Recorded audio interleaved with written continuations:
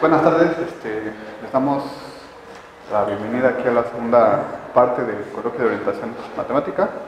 Tenemos a Luis Venegas, Sí. con la plática que se llama La forma de los morfismos, una brevísima charla sobre categorías.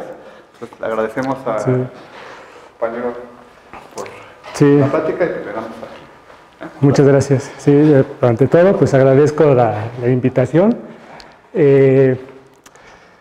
Pues la idea de mi charla, pues es lo que puse ahí en el nombre de la presentación, es dar una muy breve, tal vez ni siquiera introducción, pero muy superficialmente de lo que yo he estudiado sobre teoría de categorías, ¿no? De manera muy superficial, pero a la vez quizás sugestiva. Entonces, pues en la teoría de categorías, un elemento, o quizás el elemento fundamental de la teoría de categorías es la idea de morfismo.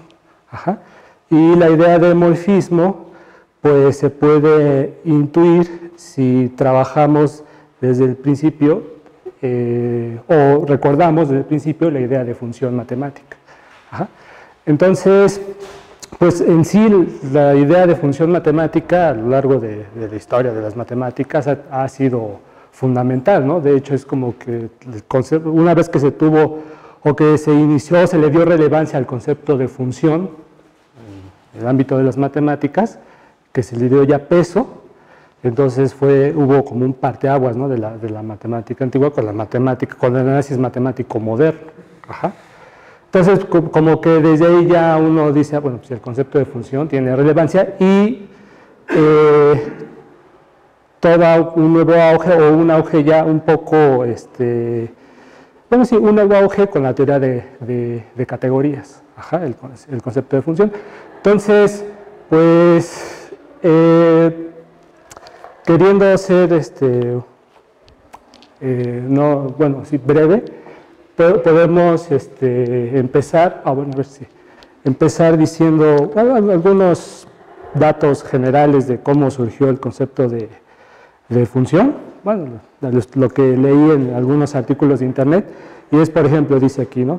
Durante el siglo XVII, el objeto fundamental de estudio de las matemáticas eran las curvas, y a partir de estas, pues estudiaban objetos geométricos, tales como ordenadas, abscisas, tangentes, áreas entre curvas. Leibniz, que fue uno de los que estudió de manera muy profunda la idea de trazar líneas tangentes a curvas, fue de los primeros que dio, o que ya tenía en sí una noción bastante interesante del concepto de función, ¿no? A partir de Leibniz, pues también llega, por ejemplo, Johann Bernoulli, que trabajando con Leibniz, carteándose, es que también llega él a tener una noción o un concepto bastante interesante de la idea de función matemática. Y pues a partir de ahí, pues por ejemplo, llega Euler, ¿no? También, y Euler, a través de sus diferentes, o de las obras fundamentales para el análisis matemático, se nota que tiene una evolución del concepto de función, ¿no? Primero plantea la noción de función a través de expresiones analíticas, y con expresiones analíticas a él se refiere a poder plantear como una especie de regla, para establecer quién es una variable, quiénes trabajan como variables independientes y quiénes trabajan como variables dependientes a través de una regla donde intervengan las operaciones básicas, como la suma, la adición, la resta, la multiplicación, la obtención de raíces, y también otro tipo de operaciones como la exponencial o la logarítmica. Entonces, aplicar este tipo de operaciones a variables y a elementos constantes. Algo así, expresiones de este estilo, ¿no? Como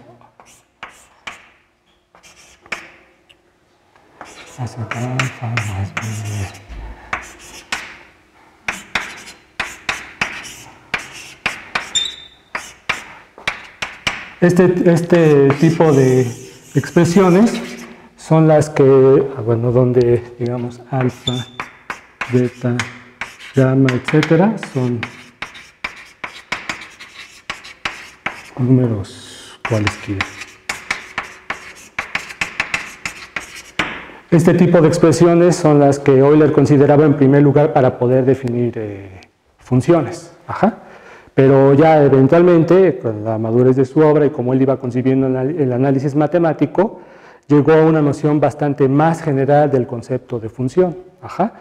Si me permiten, para no decirlo tan mal, la idea que eventualmente toma Euler, ya la más general, digamos que como que la última definición a la que llegó del concepto de función, pues es una noción que creo yo empata muy bien con la que actualmente manejamos, ¿no?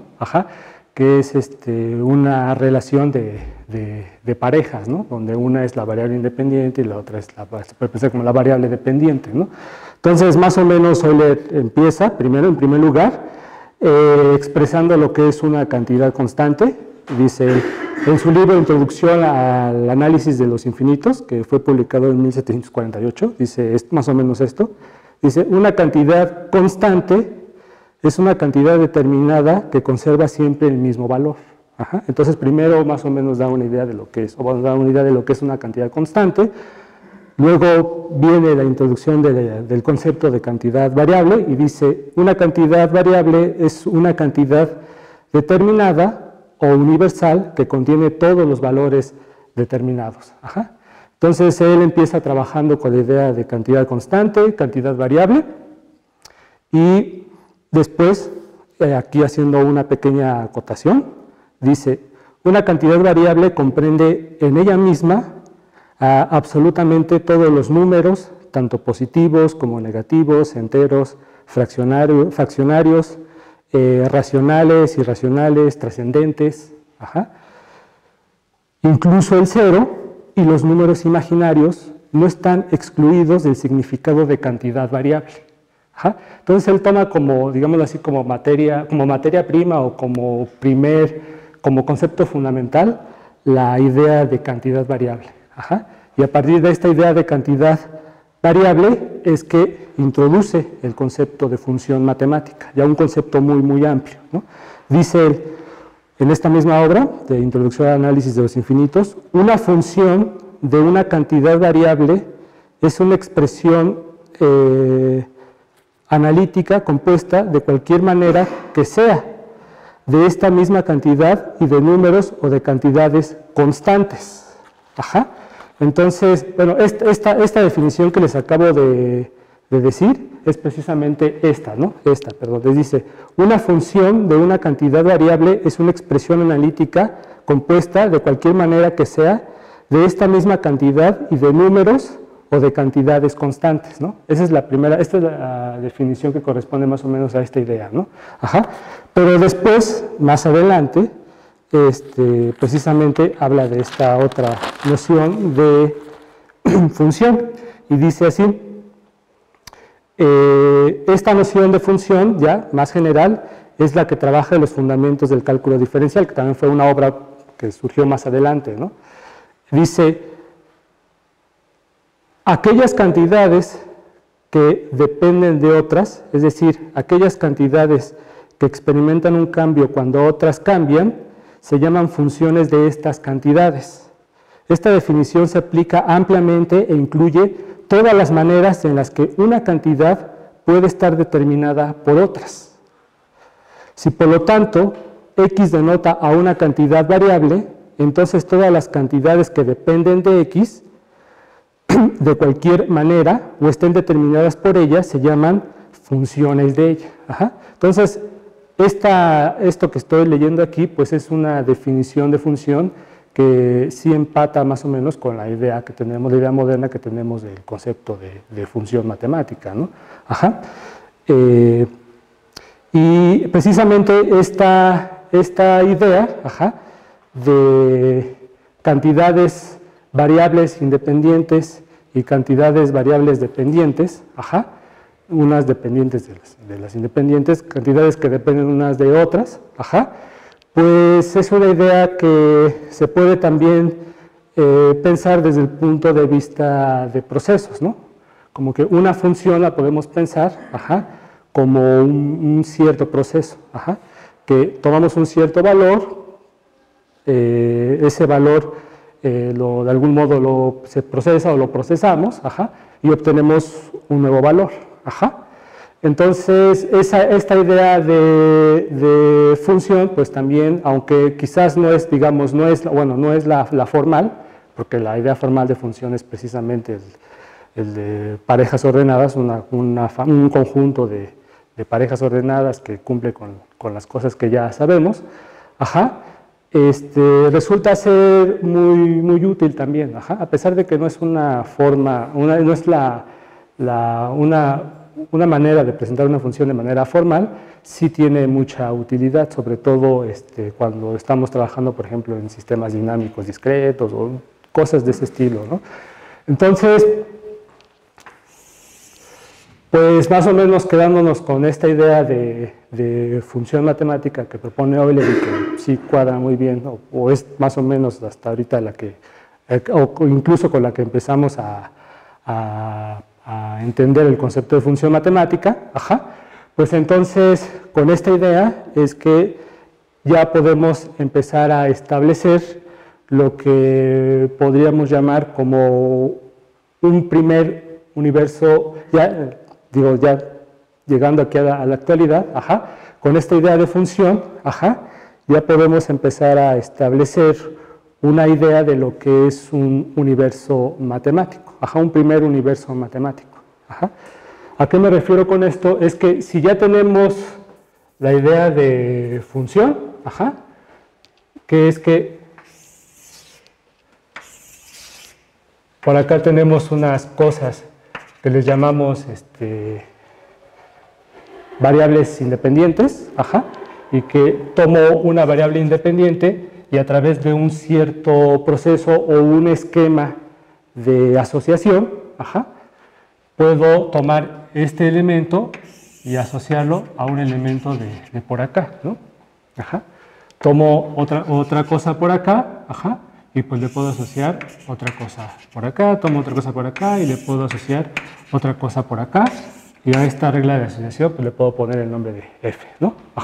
Entonces, bueno, ahí tengo un esquema muy general, bueno, ni tan general, ¿no? Pero bueno, hay un esquemita pequeñito de lo que es una función, y a lo que voy es que, ¿por qué digo que con esta cosa ya tengo un universo matemático? Pues sí tengo un universo matemático, un primer universo matemático, un universo matemático muy fundamental, que es aquel que está compuesto precisamente de conjuntos, lo que ahora llamamos conjuntos, colecciones de cosas, y un segundo elemento para construir este universo matemático, pues es la idea precisamente de asociación, o la idea de función.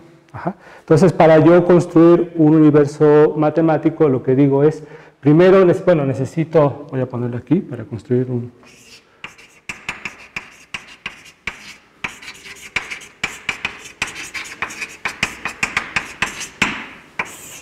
Primero pienso en, vamos a ponerle así, objetos. Y en este primer universo matemático lo que digo es voy a pensar en conjuntos. Y luego una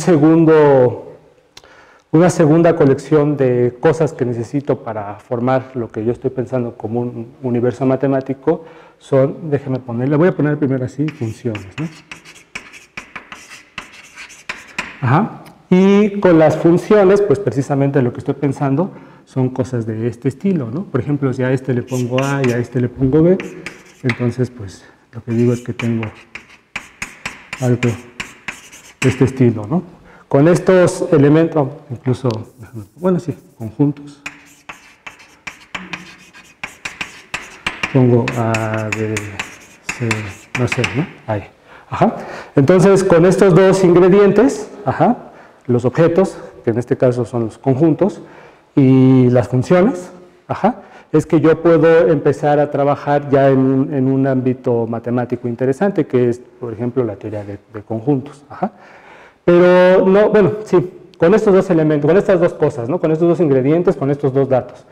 Pero no solo eso, sino que además, o sea, no solo tengo digamos, una colección de objetos y una colección de funciones, sino que también, lo que digo es que, o bueno, lo que podemos observar es que las funciones como que no están ahí nada más metidas en una bolsa así y ya, ¿no? Sino que tienen un cierto comportamiento o una cierta estructura o tienen ciertas propiedades en relación a una operación que podemos definir en aquí, ¿no? En este ámbito, ¿no? En esta parte del universo matemático que yo estoy construyendo, o que les estoy presentando. Y es precisamente con la composición usual de funciones, ¿no?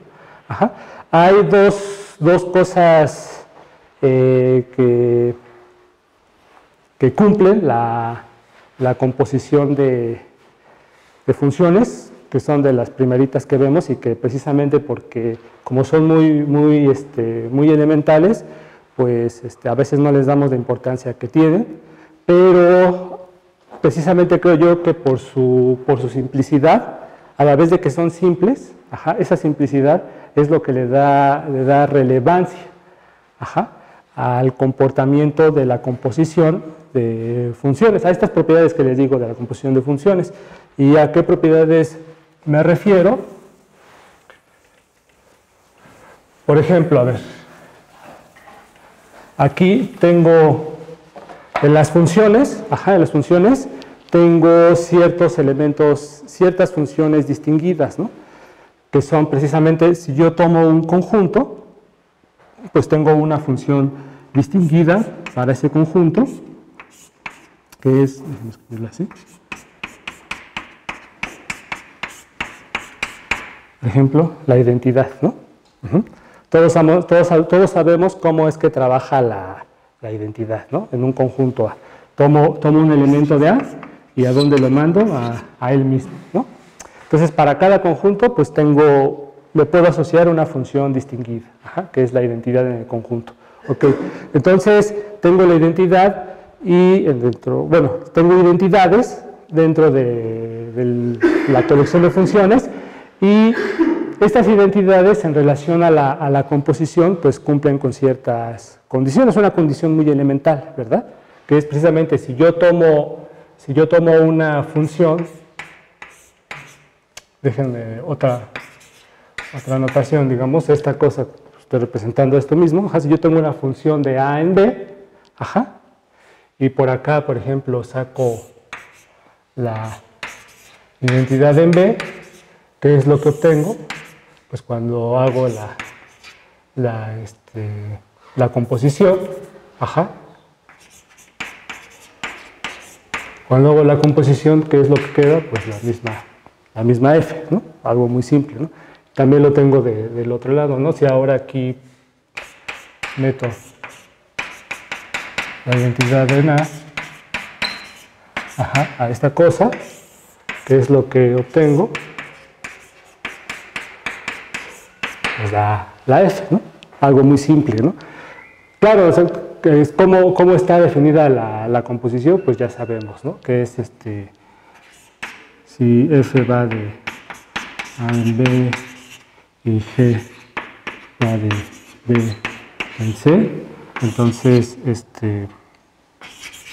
compuesta con F que va de A en C, tomo una. Entonces, primero evalúo en F y luego evalúo en G, ¿no? Pues la composición, ¿no? Entonces, la composición, pues, cumple con cuando se trabaja con identidades, pues, se tiene esta situación, y otra cosa es que también es que la composición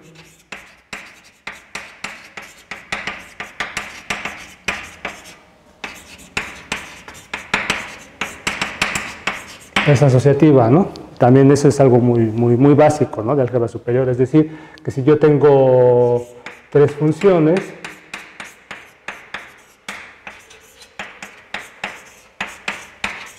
digamos h de c en d, ajá, y las compongo, ajá, ¿qué es lo que obtengo? Bueno, componiéndolas como se pueden componer, tengo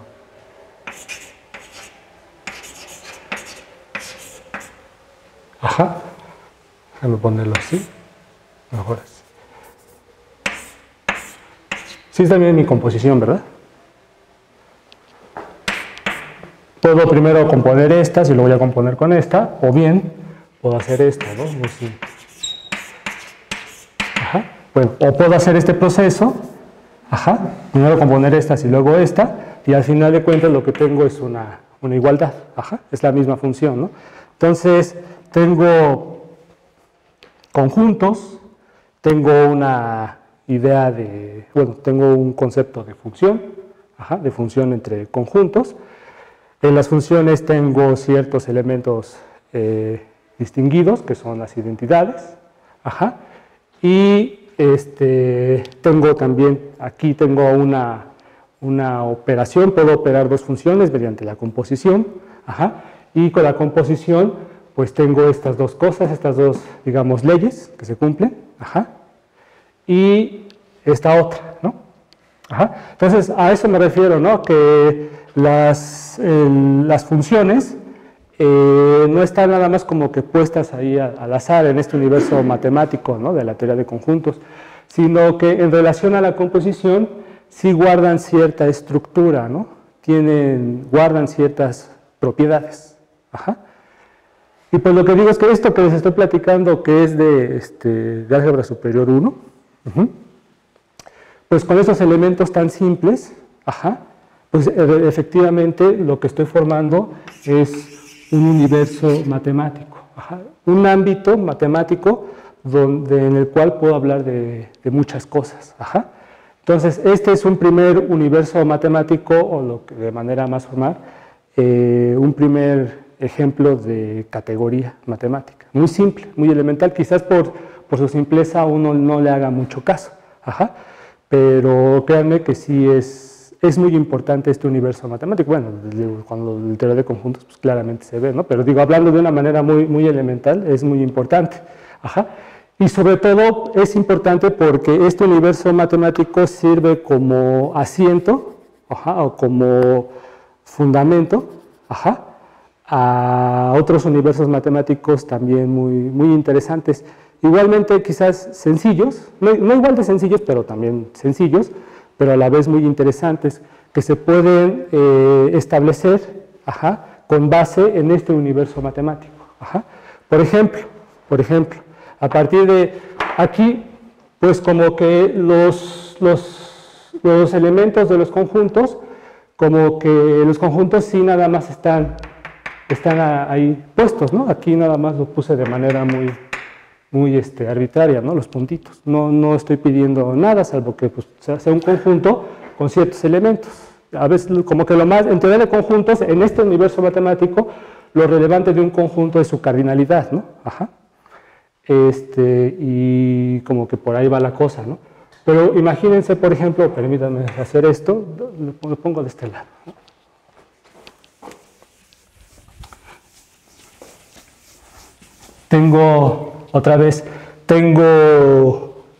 Digamos que ahora, otra vez, como que voy a hacer una especie de calca de esta cosa, voy a poner aquí otro universo matemático.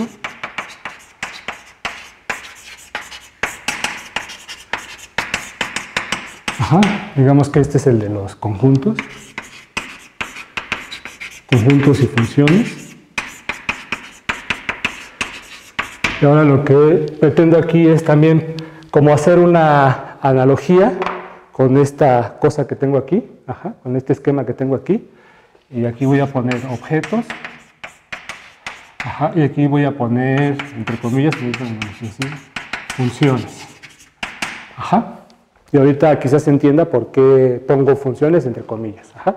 Porque ahora lo que yo voy a creer por objetos no van a ser los conjuntos así, digo, igual va a sonar un poco vulgar lo que voy a decir, pero digamos los conjuntos y ya, no así nada más, sin nada, salvo que bolsitas con elementos, ¿no? Y ya, ¿no? Sino ahora lo que yo quiero, son objetos un poquito más interesantes, objetos que tengan elementos, pero que esos elementos de algún modo interaccionen entre sí, que tengan relación entre ellos.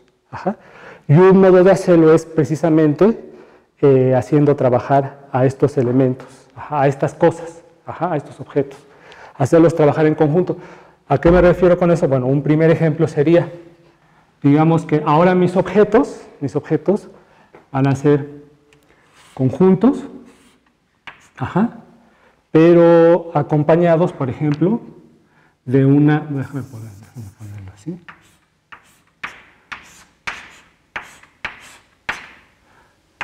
acompañados de una cierta función, o para decirlo de manera breve, los objetos ahora los voy a pensar como funciones cuyo dominio y codominio coinciden. Entonces, a estas cosas, pues de manera muy técnica se les llama endomorfismos, precisamente porque pues tienen el mismo, coinciden su dominio y codominio, ¿no? Entonces, lo que voy a tomar ahora por objetos es este tipo de funciones. Entonces, como que estoy tratando de hacer una especie de analogía, ¿no? Aquí tengo objetos que son conjuntos a secas, y aquí lo que tengo como objetos van a ser ya funciones, del mismo dominio y codominio, endomorfismos.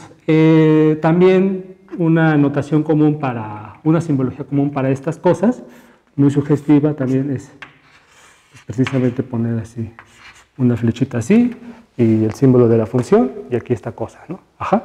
Es otra forma de representar endomorfismos y este sería mi objeto.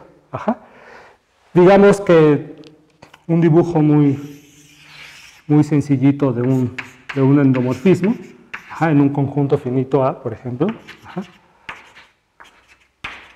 pues es algo así. Por ejemplo, a lo mejor alfa lo manda, aquí tengo X, perdón, aquí tengo alfa de X, a lo mejor lo manda para acá, o sea, sería alfa de X, a lo mejor aquí ya se detiene, y aquí ya lo manda a sí mismo, aquí a lo puede mandar para acá, y bueno, digamos, así lo voy a dejar, ¿no? Para no hacer más rollo. Entonces, pero ¿qué es lo que vemos con este dibujito? Que aquí este conjunto, bueno, digo, el conjunto A, pues en principio está así, ¿no? Aquí tengo el conjunto A, pero cuando al conjunto A ya digamos, lo presento con una función, alfa, entonces resulta que el conjunto A, acompañado de la función, ya no es el conjunto a secas, ¿no? Sino que ya está guardando, es una bolsita que ya está guardando cierta información. Los elementos de esa bolsa, de este conjunto A, ya de algún modo, en algún sentido, están interactuando. La información que contiene esta cosa es precisamente la función alfa. Ya es un objeto con cierta estructura interna. Podríamos pensarlo así, un objeto con cierta estructura interna, a diferencia de esta cosa, que nada más son puntitos y ya. Digo, lo estoy diciendo de manera muy simple, pero queriendo hacer el contraste, ¿no? Que es para que se comprenda que esta cosa sí es algo más que un simple conjunto. Entonces, ya que tengo mis objetos, ahora lo que yo planteo es, bueno, si aquí en los conjuntos tengo funciones, ¿y cuál es el objetivo de las funciones? Bueno, uno de sus objetivos es, pues, relacionar conjuntos, incluso compararlos, por ejemplo, que decía con la cardinalidad. Pues aquí me gustaría también poder comparar estos objetos mediante un cierto tipo de funciones. Me gustaría compararlos. Por ejemplo, me gustaría que yo poder decir, pues aquí, a ver, tengo este endomorfismo alfa, ajá, tengo este endomorfismo beta, por ejemplo, ajá, y a mí me gustaría poder sacar una cierta flechita, ajá, que tuviera dominio esta cosa y codominio esta cosa, ajá, como haciendo una analogía con esta cosa de acá, ¿no? Ajá. Entonces, pero me gustaría que esta flecha, esta función, ajá, o lo que yo pretendo que sea una función, que de algún modo refleje la información de aquí a acá, ¿no? Que de algún modo la información que yo tengo aquí, lo que aquí, digamos, se está llevando a cabo, las interacciones que aquí se están llevando a cabo, pues que esta cosa de algún modo las refleje en interacciones aquí, ¿no? Que lo que comúnmente se dice, o esto que estoy diciendo, pues comúnmente se expresa como que querría yo una flecha, ajá, que le pongo por nombre F, que preserve la estructura, ajá. O sea, que de algún modo preserve o refleje la información que pueda haber aquí, acá, que empalme adecuadamente las informaciones, ¿no? Algo así, ¿no? Entonces, pues como que uno podría decir, entonces esta F, por ejemplo, pues en principio pues podría ser una función, ajá, de dominio el conjunto A y codominio el conjunto B, ¿no? En primer lugar, a esta F la podría yo pensar como una función a secas, ¿no? ¿Sí? Pero ahora lo que yo digo es, bueno, si yo lo que quiero es comparar adecuadamente estos objetos, entonces aquí como los conjuntos no tienen estructura interna, como que los esquemas o las relaciones que pueda haber entre los conjuntos mediante funciones también van a ser muy, muy generales, ¿no? Como que las funciones no tienen que cumplir muchas cosas, salvo en sí lo que una función cumple, ¿no?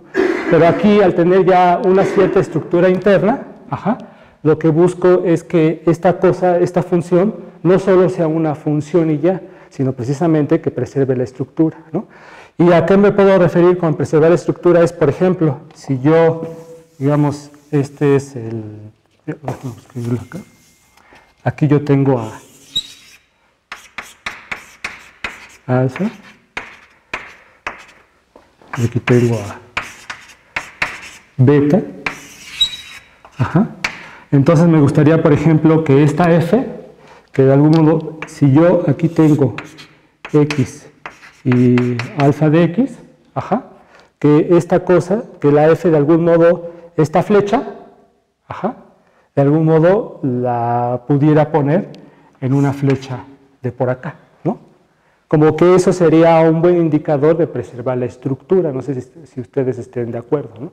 Que esta flecha, por ejemplo, esta que estoy tomando, si esta F la estoy pensando como un buen referente para poder comparar estas cosas, entonces como que lo primero que uno podría pensar es que pues, agarro esta cosa de aquí, ajá, digamos con mucha imaginación, y que la F la traslade acá, a otra flecha, ¿no? Ajá. Eso que, ¿cómo podríamos expresar esta situación? Pues a ver, en principio, si la F va a ser una función, pero no cualquier función, ajá, pues si esta es X, porque aquí, digamos, está en juego, de fondo está el conjunto A y de fondo está el conjunto B, si esta es X, ajá, pues me gustaría, pues que, a ver, a esta X, F, ¿dónde la va a mandar? Pues la va a mandar, digamos, a F de X, ¿no? Ajá. Luego, aquí está en juego un endomorfismo en B. Ajá. Entonces, ese endomorfismo, pues a esta F de X la va a mandar a algún elemento, ¿no? O sea, la va a mandar, digamos, a beta de F de X. ¿Sí o no? En un caso muy general, ¿no? Y, bueno, aquí yo tengo X, tengo alfa de X y alfa pues es el endomorfismo en A. Ajá. Entonces, como que me gustaría que entonces yo puedo aplicarle F a esta cosa, ¿verdad? A alfa de X. Le puedo aplicar F, ¿no? Entonces tendría, a mí lo que me gustaría precisamente, esta idea de trasladar esta flecha, trasladarla acá, ajá, lo que digo es, pues entonces como que me gustaría que pasara algo así. Es decir, que f de alfa de x, ajá, coincidiera precisamente con esta cosa, ¿no? Como que no sé ustedes qué opinen, pero esta al menos es una propuesta razonable, ¿no? No sé si están de acuerdo ustedes, es una propuesta razonable de que podría ser que a ustedes se les ocurran otras cosas interesantes, ¿no? Pero pienso yo que al menos esta es una propuesta razonable de una flecha que compara adecuadamente este objeto en este objeto, ¿no? Es decir, a mí lo que me gustaría es que entonces esta flecha en este universo matemático, además de ser una función, ajá, que también cumpliera precisamente con esta ecuación, ¿no?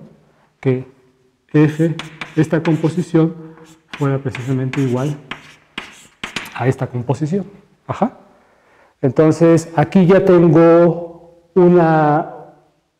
estoy construyendo una idea.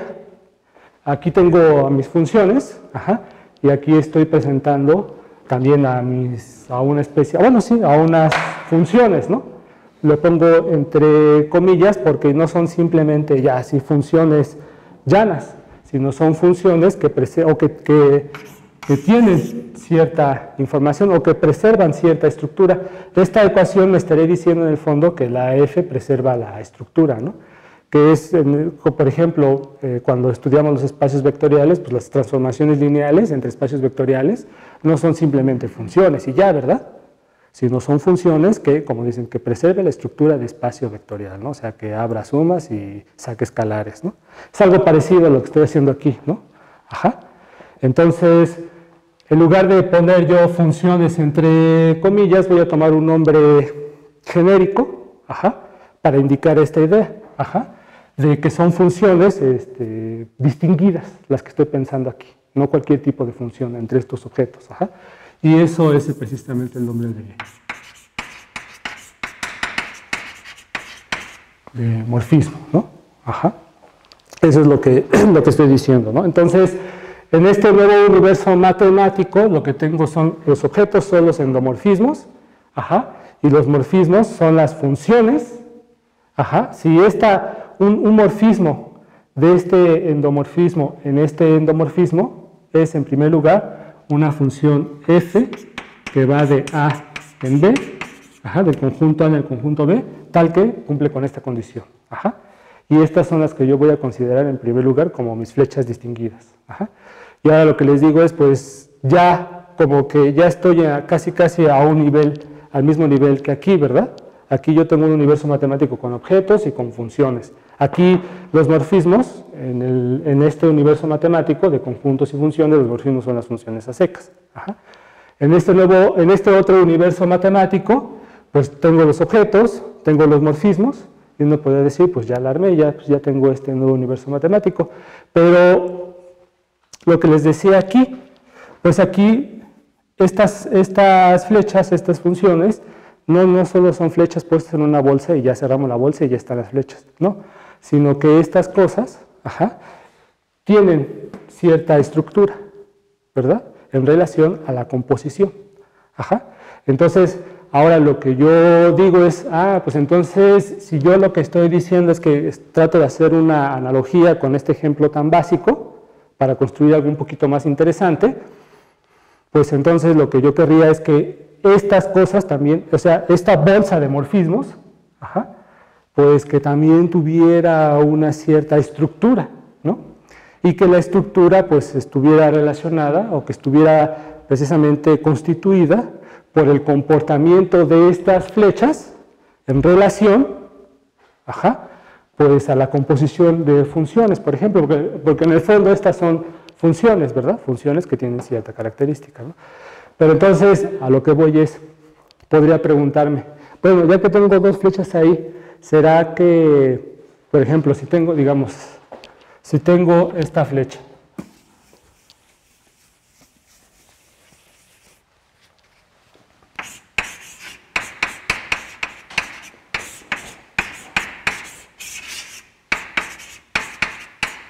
Ajá.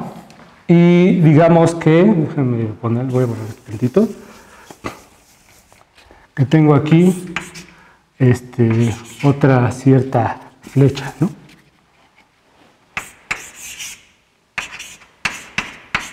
Ajá. O sea, tengo una función f de a en b y una función g de b en c. Ajá. Entonces ahora lo que yo digo es, si yo compongo, siendo f una flecha que cumple con esta condición, ¿no? Lo voy a poner aquí. F igual a f, y aquí ¿qué sería?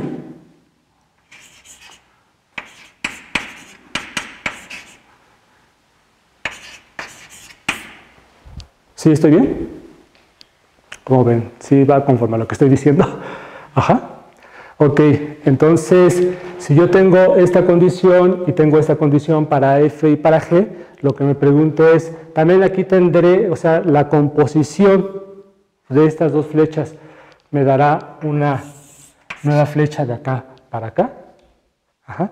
Es una pregunta análoga a la que se hace cuando dicen yo tengo dos transformaciones lineales, las compongo y ¿qué obtengo? Cuando se pueden componer, las compongo y ¿qué obtengo? Pues una nueva transformación lineal, ¿verdad? Si yo tengo dos funciones continuas que se pueden componer y las compongo, ¿qué es lo que obtengo? Pues una nueva función continua, ¿verdad? Entonces es precisamente lo mismo que me estoy preguntando acá, ¿no? Si yo tengo estas dos flechas distinguidas, ajá, lo que me pregunto es que si la composición, por ejemplo, esta composición, ajá, me dará una nueva flecha distinguida. Ajá.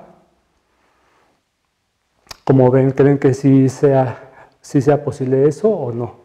Bueno, esa es una pregunta. La otra pregunta sería, por ejemplo, ¿qué onda con las identidades, ¿no? Aquí en los conjuntos tengo pues, las identidades, ¿no? Ahora me gustaría saber si, por ejemplo, si yo tengo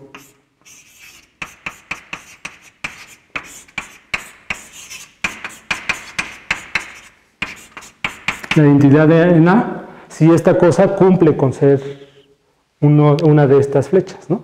O sea, en otras palabras,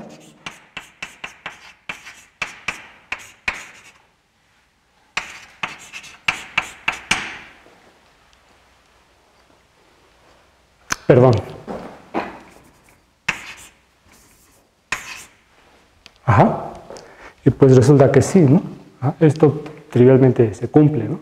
Entonces las identidades, tengo aquí también una noción de identidades, ¿verdad? Ajá. Entonces la pregunta sigue con la composición y luego saber si la composición, bueno, también ver si estas cosas, ajá, si se cumple una ley semejante a esta, ¿verdad? Y luego ver si la composición aquí también es asociativa. Pero la asociatividad, digo yo, que se hereda precisamente de que pues estas cosas son en primer lugar funciones, ¿verdad? Ajá. Y esta cosa de las identidades, pues también como que se hereda, ¿verdad? Por el hecho de que en primer lugar estas cosas son funciones, ¿verdad? Ajá. Entonces, así como se los estoy pintando, pues realmente sí como que aquí ya construí un nuevo universo matemático, que es el de los endomorfismos y las funciones entre endomorfismos, ¿no? Ajá, este tipo de morfismos. Puedo construir, y este universo matemático, pues ya carga un poquito, bastante, potencialmente más información que el universo matemático de los conjuntos. Y ya aquí hay como que una cierta dinámica, podría pensarse como una cierta dinámica o interacción interna entre los elementos de estos conjuntos, ¿no? Ajá. Bueno, entonces yo puedo hacer más cosas de este estilo, ¿no? O sea, puedo tomar analogías con la teoría de conjuntos para poder ir construyendo nuevos universos matemáticos a partir precisamente de los mismos conjuntos. Ajá. O sea, en la teoría de conjuntos como que no tengo estructura, ajá, o no tengo una estructura que pueda ver de manera inmediata. Pero a partir de la teoría de conjuntos o de este universo matemático, sí puedo construir objetos con estructura. Ajá. Por ejemplo, podría, aparte de tomar los endomorfismos, podría tomar, por ejemplo, ahora, podría ser, por ejemplo, tomar ahora que mis objetos sean, ajá, por ejemplo, ahora se me puede decir, pues ya no quería yo bueno, así como aquí que tengo que un objeto es una función del mismo dominio y coincide en dominio y codominio, pues ahora lo que yo digo es, pues ahora tomamos una función y ya.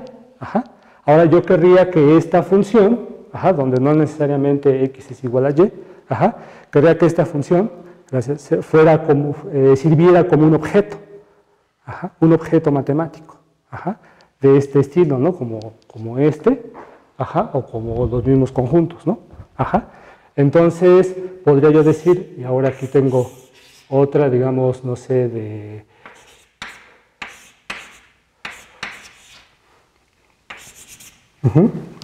Y ahora mi pregunta sería, si yo tengo aquí este objeto matemático y tengo aquí este objeto matemático, ¿cómo podría yo, por ejemplo, comparar estos dos objetos matemáticos, ¿no?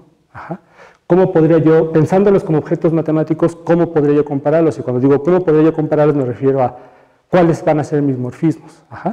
Ya tengo una parte de la información, estos van a ser mis objetos. Ahora, ¿cómo produzco morfismos? Alguien podría decir, pues simplemente, ¿qué tal si tomas que un morfismo, por ejemplo, sea ahora un par de flechas, un par de funciones, una por acá y otra por acá, de tal modo que este camino de acá para acá sea el mismo de acá para acá, O sea, lo que suelen decir que, pues que este diagramita de acá, este diagramita conmute, Entonces uno puede decir, pues suena interesante, ¿no? Esta cosa podría funcionar como una especie de flecha, es decir, a lo que voy es que aquí las flechas serían ahora como parejas de funciones, ¿no? Entonces, podemos, bueno, y de ser cierto esto, entonces ahora correspondería ver qué onda con las composiciones, qué onda con las identidades, ¿no? O sea, ver que estas cosas realmente tienen una estructura, Y entonces a partir de esto estaremos construyendo una nueva categoría, un nuevo universo matemático, si es que funciona todo lo que acabo de decir en relación a la composición, a las identidades y a la asociatividad, ¿verdad? Entonces tendría yo un nuevo universo matemático, O sea, bueno, el universo de los conjuntos y las funciones entre ellos es, a pesar de que desde este punto de vista no tiene como que no hay estructura en sus objetos, a partir de ellos nosotros podemos empezar a construir estructuras matemáticas. A partir de set, de la teoría de conjuntos, nosotros podemos estar construyendo estructuras matemáticas de una manera más o menos, pues así como aquí que lo estoy planteando de una manera más o menos elemental.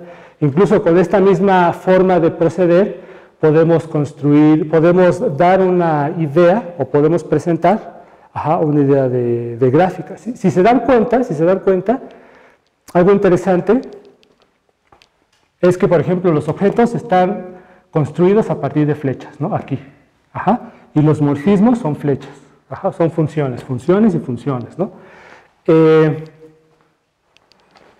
Lo mismo aquí, los objetos son funciones, y los morfismos, o lo que pretendemos que sean los morfismos, también son parejas de funciones, ¿verdad? O sea, que solo me estoy basando exclusivamente en el material que me dan los conjuntos, la teoría de conjuntos, lo básico de la teoría de conjuntos, los conjuntos y las funciones, con el puro lenguaje de las funciones, ¿y a qué me refiero con el lenguaje de las funciones? Las funciones en sí, acompañadas de la composición con las propiedades que acabo de mencionar, con ese material, con esas herramientas, exclusivamente con esas herramientas yo puedo ir construyendo, estos ejemplos tan elementales, ¿no?, que les acabo de poner, puedo construir cosas más interesantes, ¿no? Incluso podríamos, por ejemplo, cuando nosotros pensamos en una gráfica, generalmente decimos, pues son cosas que llamamos vértices y aristas, ¿no?, entre ellos. Quizás pueden ser aristas dirigidas o simplemente aristas a secas, ¿no? Bueno, lo que les puedo comentar es que, por ejemplo, esta estructura tan básica de gráfica, también puede ser reinterpretada en términos exclusivamente de funciones y la composición entre ellas. Ajá. Y entonces dar una interpretación del orbe de la teoría de gráficas y las funciones entre ellas en este contexto. Ajá. Exclusivamente en términos de funciones, ajá, y de la composición entre ellas. Es decir, exclusivamente en términos del lenguaje algebraico, del álgebra de funciones, de las funciones en teoría de conjuntos. Ajá. Y bueno, con esto que les acabo de comentar, que tiene para mucho, ajá, está encerrado esto, es una partecita de lo que es en sí la teoría de categorías. Ajá. Cuando hablamos de una categoría, ya para concluir, cuando hablamos de una categoría, ajá, para hablar de una categoría necesitamos en primer lugar objetos, ajá, que es, por ejemplo, los conjuntos, los endomorfismos o las funciones, ajá, y luego necesitamos hablar de ciertas flechas entre los objetos. Ajá. En este caso, las flechas nos apoyamos en construir flechas pensando en que esas flechas preservaran de algún modo la estructura. Ajá. Entonces necesitamos objetos, necesitamos flechas, y esas flechas, ajá, deben de cumplir una serie de condiciones. Debe de existir una ley de composición para esas flechas y también debe de haber ciertas flechas distinguidas que vamos a identificar como identidades, ajá, de tal modo que toda esa información, ajá, quede bien estructurada con una ley de identidades, ajá, como la que les escribí hace rato, o sea que esta cosa sea F y que esta cosa sea F, ajá, y una ley de asociatividad. Ajá. Todo esto, toda esta información, cuando la presentamos de manera muy abstracta, con esta información formamos lo que es una categoría. Y las categorías, pues es un lenguaje, aquí digo, me quedé corto para poderles decir qué tan importante es ese lenguaje, pero créanme que la teoría de categorías es un lenguaje muy sofisticado, y a pesar de que se presenta, cuando ustedes leen la definición de categoría, es una definición muy abstracta, pero a la vez muy simple, y como que uno no se esperaría que esa definición tan simple pudiera ser tan significativa para la matemática moderna, pero lo es, porque mediante el lenguaje de la teoría de categorías es que nosotros podemos identificar muchos patrones de construcción de objetos matemáticos en diferentes ámbitos que en principio los vemos muy diferenciados. Ajá. O sea, en topología tenemos cierto tipo de construcciones, en el álgebra lineal tenemos cierto tipo de construcciones, en la teoría de grupos tenemos cierto tipo de construcciones, en los órdenes tenemos cierto tipo de construcciones, y el lenguaje de la teoría de categorías nos permite como que unificar esas construcciones para ver que están bajo un mismo patrón, ajá, un mismo patrón de construcción, y es una forma de visualizar las matemáticas de manera muy global, ¿no? Por lo global no quiere decir que las vamos a ver de manera muy superficial. Se puede profundizar mucho las matemáticas con este lenguaje y a la vez se puede ver de manera muy global a las matemáticas, ¿no? Entonces es la teoría de categorías es muy interesante, ¿no? Por estos aspectos, ¿no? Y ya concluyo, perdón por el tiempo. Gracias. Bueno, no sé si tengan alguna pregunta que hacer, compañero. Algo que por ahí, alguna duda, comentario. Unos ejemplos de endomorfismo. ¿De qué? ¿De endomorfismos? Pues sí, o sea, por ejemplo, un ejemplo súper elemental de endomorfismos. Ajá. Tómate un conjunto cualquiera. Y la identidad de ese conjunto, la identidad del conjunto es un endomorfismo, ¿no? O sea, por ejemplo, A podría ser los reales, la identidad de los reales es un endomorfismo, ¿no? Ajá. No sé, puedes, por ejemplo, pensar en los naturales y puedes pensar en la operación sucesor. Ajá. En la operación sucesor, la función sucesor, y esto también es un endomorfismo, ¿no? O sea, un endomorfismo es una función en la que el dominio y el codominio coinciden. Ajá. Esa es la idea de endomorfismo, ¿no? Bueno, no sé si más o menos resolví tu duda.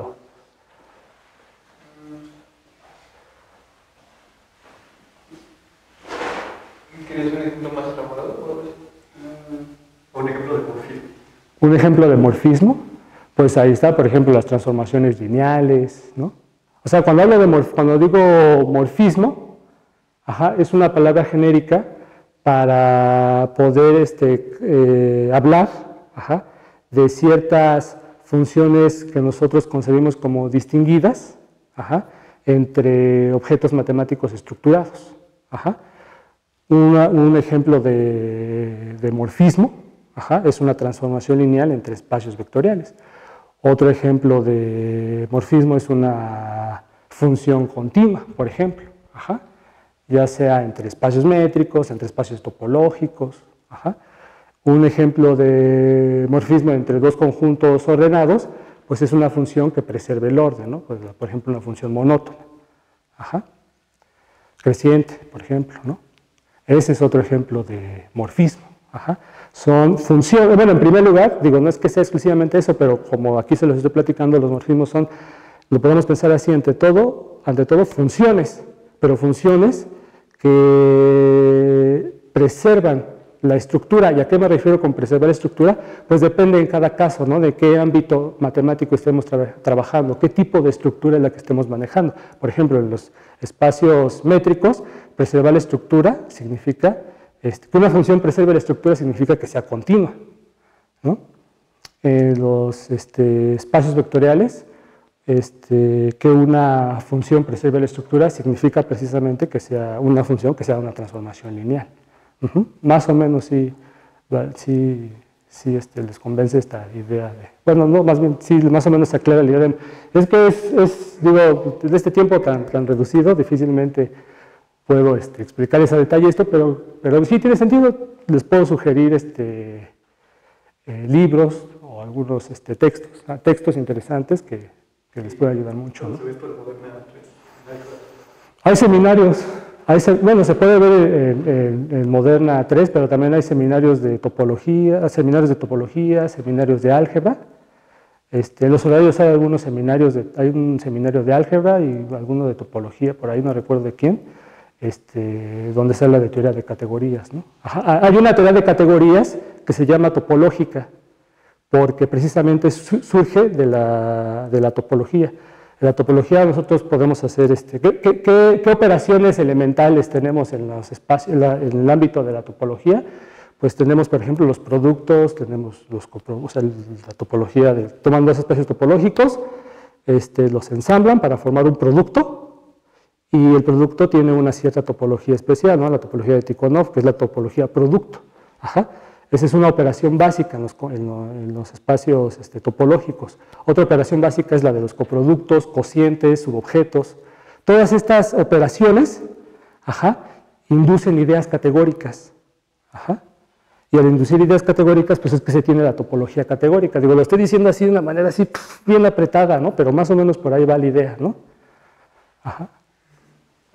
No sé qué sentido tenga, pero ¿usted qué piensa?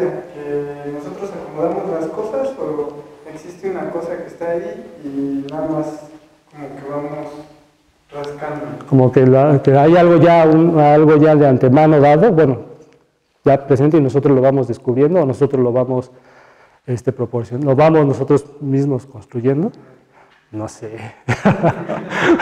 Yo tengo esa misma duda. Como la idea platónica, ¿no? Sí, exactamente. Como que ya tenemos, por ejemplo, lo que dices, ya tenemos ahí las estructuras solo para descubrirlas, como que esas estructuras están viviendo en una especie de mundo de ideas, ¿no? O algo así. No sé. Si esas estructuras a su vez tienen estructura. ¿Mande? O sea, si todas estas estructuras a su vez tienen más estructura, o llega alguna estructura fundamental. No sé si exista, bueno, hay muchas, en la teoría de categorías, hay muchas construcciones abstractas, como por ejemplo las adjunciones, que al ser tan abstractas están muy por arriba, son como, precisamente como que casi están llegando al mundo de las ideas, ¿no? Son muy fundamentales, y esas estructuras por estar en ese, digamos, en ese lugar, abrazan muchas construcciones de por sí ya muy grandes, muy generales, ¿no? Digamos, muchos esquemas de construcción que uno dice, no, pues este esquema de construcción ya es muy amplio, resulta que queda abarcado por una adjunción, ¿no? O sea, sí hay más o menos este tipo de cosas que tú mencionas, ¿no? Pero si hay un límite o así, no sabría decirlo, no sé si exista realmente un límite, ¿no? Ajá. ¿Listo? Sí. ¿Alguna otra duda, comentario? ¿No? Sí. Gracias. Muchas gracias. Gracias. Nos preparamos la siguiente charla, creo que debe estar el café, no estoy seguro, pero Sí. puede salir a la física.